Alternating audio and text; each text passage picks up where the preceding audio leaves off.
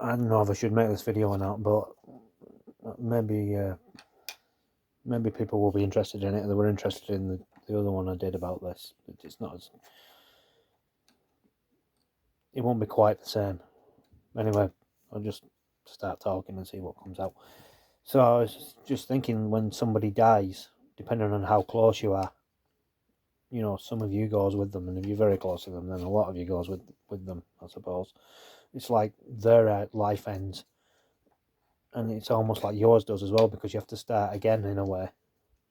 And because I was my mum's carer, it was kind of like, it was like that anyway. I mean, I had to, everything changed, you know, the way that I lived and everything. I mean, just for an example, when my grandparents on my dad's side, when they died, I was only maybe 7, something like that, when my grandma on my dad's side died anyway. And like, even though I was upset, obviously I didn't really understand it because of my age. And then, like, when my granddad died on my dad's side, the same thing again. It was 3 or 4 years later. And then my dad died, which was not long after, a couple of years after my granddad had died. And you know, obviously I was upset, but still I was 13, and I didn't really understand it properly, in a way. You know, like, oh, it's the end, I'm never going to see him again. But by the time that my mum died, you know, I was 36, I think, or 35, I can't remember. Obviously I understood then that what death meant, that it's the end. And it was like getting run over or something by a car. I remember, some of it I don't remember actually, but I remember the day after she died, she used to bang on the wall for me with the walking stick, and I was asleep, and I heard bang, bang, bang, bang, bang, and I got up and I was like, I'm coming, and then I thought, wait a minute, she's not in there. But I heard the banging. It was weird.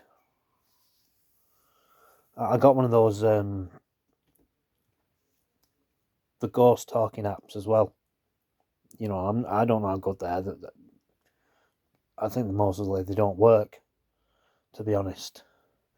I did play about with them other times, and they're crap. They don't really work. But the weird thing is, this was the day after she died. I turned it on, and within 3-4 minutes, I'd said, I wish you were still here, and within 3-4 minutes, it came up on the screen, Patricia wishes. It said Patricia wishes. My mum's name was Patricia. So I just found that weird, because it was her name. So do with that information what you want. So after she died, I used to just, for like the first week, I just went out every day, and I just walked, just, you know, aimlessly. I wasn't really going anywhere. The day that she died, it was the 19th of December, and it was 10 o'clock in the morning when she died, and I went out and I just started walking. I don't know where I was going, and I ended up going to every house I'd ever lived with her. I ended up going to, and by the time I'd been to them all, it was midnight. So then I walked home, and then I just went to bed, and I didn't get up then until, you know, maybe 3 o'clock the next day, because obviously I'd rung in work and everything, so I wasn't going to work. But like, there wasn't anybody really at that time to come and spend time with me. Like, my mum's family found out, but not until after the fact. I had no way of contacting them. My dad's side of the family, I wasn't talking to at the time. I've got sisters, but I had no way of telling either of them. Yeah, so I just wandered around like a lost soul or something. I don't know. But it was like having to start again. Like, and there were things that my mum used to do that I'd never done. Like, I'm trying to think. I don't know. I can't even think. It was like I'd never dealt with the council because she did all that. And it might seem like a little thing, but it seemed like a big thing to me because I'd never done it before. And like I had to get all of her bills sorted out, and you know, get them all cancelled and everything.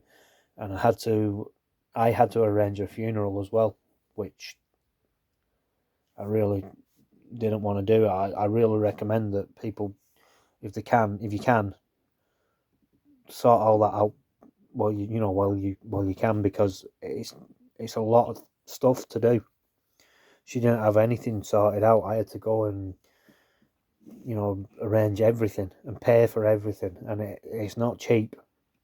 It was. I'm just trying to think how much it was because I had to buy the plot, which I think was about £1,000. I can't remember everything, but when everything was paid, it was like almost £5,000, and this is almost 10 years ago as well. In fact, it's it's about 9 years ago now, but everything's gone up since then, hasn't it? So yeah, my advice is, especially like if you don't want your kids to have to do it, because it's not a nice thing to have to deal with when you're dealing with everything else. So if you're in a position to do it, then do it, I would say, because it's less hassle for like your kids to have to deal with, or whoever it is, because it's not a nice situation to be in anyway. But to have all that on your plate as well, it's not good. So yeah, just trying to think if I want to say anything else. I do, but I did have other things in mind to say, but it's quite late at night now, and I don't know, it's just gone out of my head. But she always used to say, "You'll miss me when I'm gone." Well, I do miss her now, obviously. She was right. Yeah, it's hard to know what to say, because there's things I could say, but I don't really want to. Now, I know I said a lot, and I've said a lot, really, more than maybe I should have done, but I don't know. I'm just at the moment, I'm just buying like films that remind me of her and things like that. I mean, I got films that remind me of my dad as well, but I've already got most of those.